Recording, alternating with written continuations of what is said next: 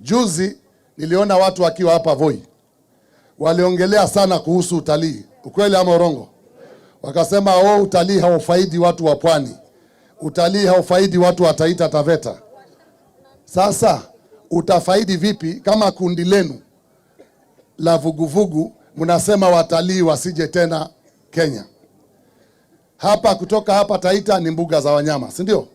Ukienda kule Kilifi na Mombasa na Lamu na Kwale ni mfuo wa bahari, si ndio? Tunategemea nini? Utalii. Wewe unakuja kutuambia hapa kwamba wawekezaji wasije na watalii pia wasije.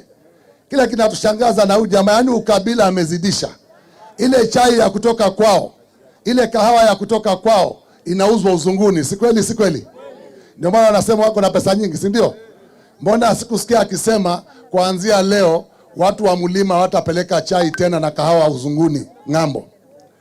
Kwa sababu wameona watu wa pwani wamekuwa wajinga kwa siku nyingi. Lakini wacheni waambie, mwerevu akierevuka. Sasa sisi tumekubaliana kama viongozi wa pwani. Na yule mtamwona ameingia lile kundi la wale jamaa. Yule mtamwona ameingia lile kundi la jamaa yule wale. Na wengine nimeanza kuona juzi wakiingia huko. Mjue hao ndio majuda wa watu wa pwani. Tunakubaliana? Wale waliomsaliti Yesu baada ya kufufua watu, baada ya viziwi kuona, kwa viziwi kusikia, vipofu kuona. Kwa sababu safari hii tumekubaliana kama viongozi wa pwani. Safari hii hatutaongozwa na watu wa kutoka nje.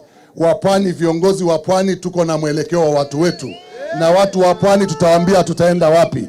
Na tushakubaliana tunaenda kwa William Samoei Ruto. Sababu yeye ndiye ametujali na ametuonyesha dalili. Si ndio?